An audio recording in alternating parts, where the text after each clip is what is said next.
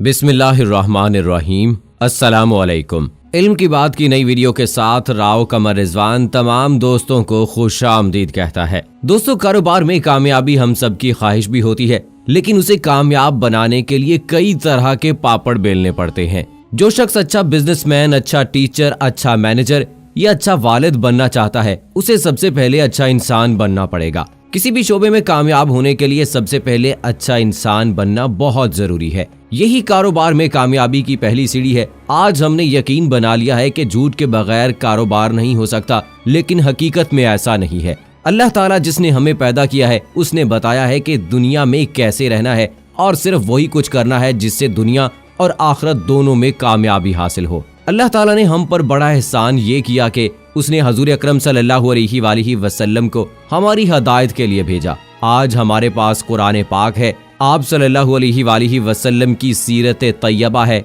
जिनसे इस्तेफादा किया जा सकता है। मगर बदकिस्मती ये है कि हमारी अक्सरियत ऐसे लोगों पर मुश्तमिल है जिन्होंने कभी तर्जमे के साथ कुरान मजीद नहीं पढ़ा, सीरत तैयबा का मुतालिया नहीं किया। लोगों की बड़ी तादाद ऐसी है जो जज्बाती हद तक तो आप सल्लल्लाहु अलैहि वसल्लम से मोहब्बत करती है, लेकिन उन्हें आप सल्लल्लाहु अलैहि वसल्लम के शबो रोज का अंदाजा ही नहीं है। सबसे बेहतरीन तरीका हजूर अकरम सल्लल्लाहु अलैहि वसल्लम की इताअत है। 100% कामयाबी का रास्ता हजूर अकरम सल्लल्लाहु अलैहि वसल्लम का बताया हुआ रास्ता है। कुरान पाक को समझकर पढ़ना चाहिए। ये हर इंसान के लिए खुला खत है। दुनिया व आखिरत की तरक्की के लिए अल्लाह, उसकी किताब और उसके रसूल सल्लल्लाहु अलैहि वसल्लम के अलावा और कोई रास्ता नहीं है। किसी भी फील्ड में कामयाबी हासिल करना बहुत आसान होता है, लेकिन हम खुद ही उसको मुश्किल बनाते हैं। बचपन में जब बंदा साइकिल चलाना सीखता है तो कई दफा गिरता है, लेकिन इसके बावजूद साइकिल चलाना सीख जाता है। अगर उस वक्त उसे पूछा जाए कि क्या साइकिल चलाना आसान है या मुश्किल है, तो वो जवाब देगा कि बहुत आसान है। बिल्कुल ऐसे ही कोई भी कारोबार जब शुरू किया जाता है तो उसमें मुश्किलात का सामना करना पड़ता है, लेकिन फिर आसानी पैदा हो जाती है। जिन लोगों को अल्लाह ताला पर और अपने आप पर यकीन होता है, वो 100% कामयाब हो जाते हैं। जिन लोगों को अल्लाह ताला से और अपने से उम्मीद होती है, वो 50% कामयाब होते हैं। और 50% के पहले बाब में यकीन का जिक्र करता है। जो थिंक एंड ग्रो रिच नाकाम होते हैं, जबकि जो मायूस होते हैं और उन्हें अपनी कामयाबी का यकीन नहीं होता, वो 100% नाकाम हो जाते हैं। नेपोलियन भी अपनी किताब में लोग कामयाब होते हैं, उनका पेशा और मशगला एक होता है। अगर काम और मशगला एक ना हो तो फिर मेहनत मुशक्कत बन जाती है और बंदा इंतजार करता रहता है कि कब वक्त खत्म हो और मेरी जान छूटे। जब मशगला और काम एक होता है तो वक्त गुजरने का एहसास ही नहीं होता।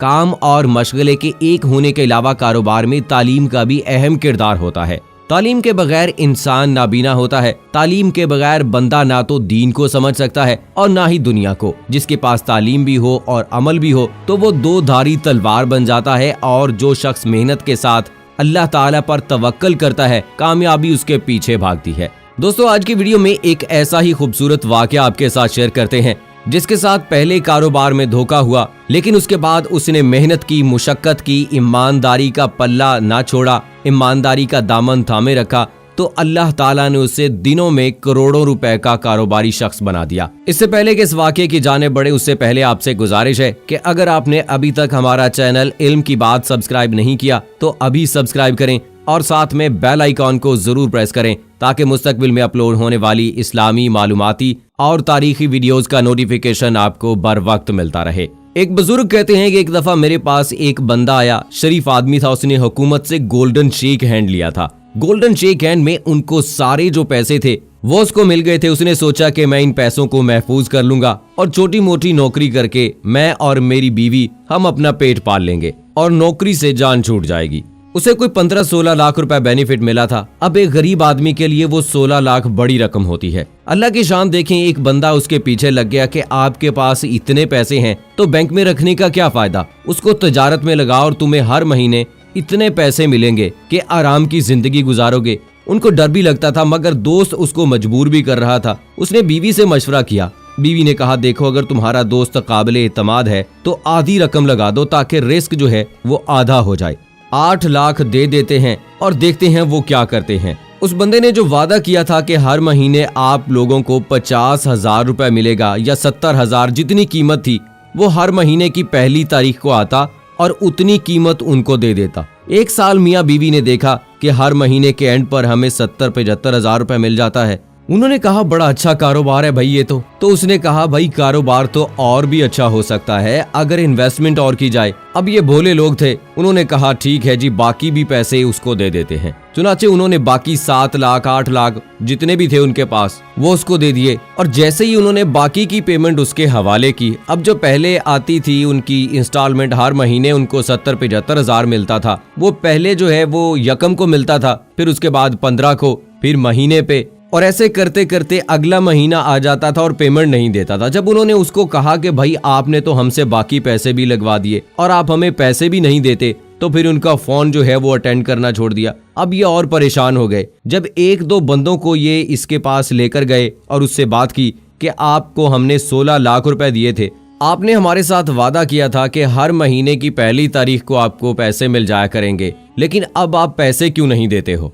उसने कहा जी मसला तो ये है, कारोबार में नुकसान हो गया है और 16 लाख रुपए डूब गए। अब उससे लड़ भी नहीं सकता था और कोई रिकॉर्ड भी ऐसा नहीं था कि वो अदालत में बताए कि मेरे पैसे इसके पास हैं। वो बंदा पैसों से मुकर गया। ये बंदा बड़े परेशान कि मेरे तो 16 लाख रुपए डूब गए और यही उसकी कुल जमा पूंजी थी जो उसने सारी जिंदगी मेहनत करके कमाई थी। अब वो कारोबार में लगाकर डुबो के बैठ गया है। अल्लाह की शान देखें कि ये बंदा एक अल्लाह वाले के पास आया और आके बहुत रोया, बहुत ज्यादा रोया, यानी कि उसकी आंखों से आंसू जारी रहे। जैसे जवान बेटे की मौत पर किसी बाप के आंसू निकलते हैं, उस बंदे की आंख से उसी तरह से आंसू गिर रहे थे। उस अल्लाह वाले ने पूछा मियाँ क्यों इतने परेशान हो? वो कहने लगा मुझसे बहुत बड़ी गलती हो गई है। ये पैसा तो मेरे बच्चों का हक था, मैं अगर उसको संभाल के रखता तो बच्चों को तालीम दिलवाता, बच्चों की शादियां करता, और मैंने एक बंदे के कहने पर उस पर एतबार कर लिया और अपना सारा पैसा डुबो दिया और इसका जिम्मेदार मैं खुद बना हूँ। यह गलती मेरी है। उन्होंने पूछा अच्छा ये तो बताओ तुम्हारा रिज्क जमीन में है या आसमान में? उसने कहा हजरत आप बताएं। उन्होंने कहा अल्लाह कुरान मजीद में फरमाते हैं तुम्हारा रिज्क आसमान में है। तो जब रिज्क आसमान में है तो अल्लाह ने आसमान से रिज्क पहुंचाना है, कोई उसका रास्ता रोक नहीं सकता है। उन्होंने कहा कि अगर तुम्हारा माल कोई जबरदस्ती खा गया है तो कोई बात नहीं, तुम थोड़ी सी मेहनत करो, अल्लाह तुम्हें दूसरे रास्ते से फिर वही रिज्क दे देगा। बंदे को तसल्ली हो गई, ये घर वापस आ गया और उसने अपनी बीवी से मशवरा करना शुरू कर दिया कि कौन सा कारोबार शुरू किया जाए जो मैं बगैर पैसे के कर सकता हूँ, क्योंकि कारोबार के लिए जो पैसे चाहिए थे वो उसके पास थे नहीं, वो पहले ही डुबो चुका था। तो बीवी ने मशवरा दिया कि ये देहाती इलाका है और देहाती लोग खाद खरीदते हैं शहर से लाके, तो उनको तो पता ही नहीं होता कि खाद का नाम क्या है।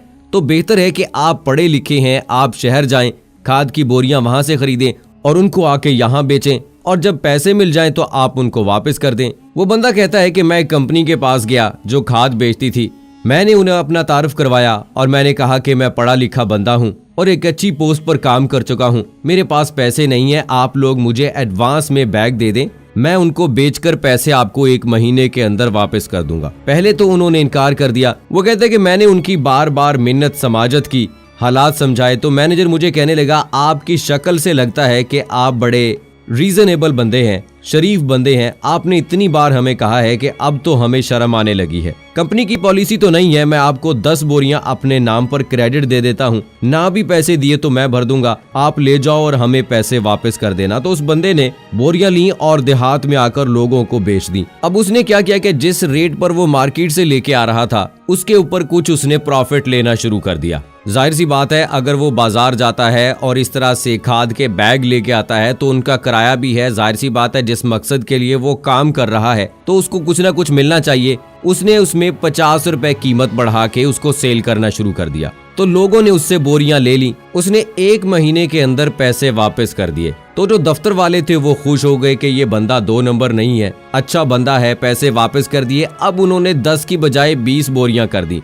ये सिलसिला बढ़ता गया, हत्ता कि एक वक्त ऐसा भी आया कि उन्होंने कहा कि हम आपको एडवांस में 1 ट्रक पूरा दे देंगे। उस शख्स ने बोरियों से भरा ट्रक लिया और देहात में आकर लोगों को खाद बेची और पैसे उनको वापस कर दिए।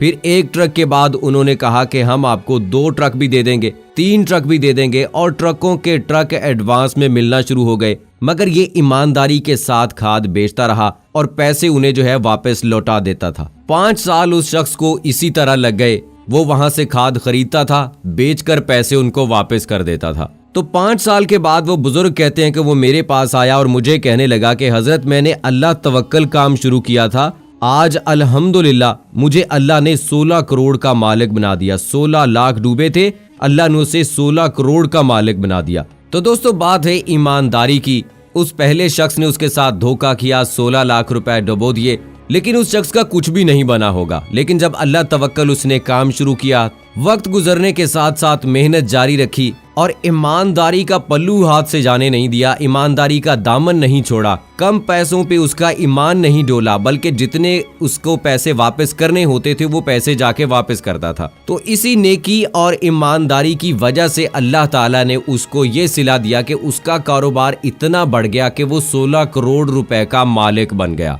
तो इससे हमें ये सबक मिलता है कि किसी भी कारोबार को कामयाब बनाने के लिए बहुत ज्यादा जरूरी है कि उन सब बातों का ख्याल रखा जाए जो अल्लाह ताला ने हमें बताई हैं। ईमानदारी से काम करेंगे तो अल्लाह ताला आपके रिज्क में बरकत डाल देगा। अल्लाह ताला से दुआ है कि अल्लाह ताला हमें अपने बताए हुए और रसूल अकरम सल्लल्लाहु अलैहि वसल्लम के बताए हुए तरीकों के मुताबिक जिंदगी गुजारने की तौफीक अता फरमाए। आमीन सुम्मा आमीन। दोस्तों कमेंट बॉक्स में आबी आमीन लिखकर हमारी दुआ का हिस्सा बन जाइए और आज की वीडियो के बारे में भी आप हमें अपनी आरा से जरूर आगाह कीजिएगा। अगली वीडियो तक मुझे इजाजत दीजिए।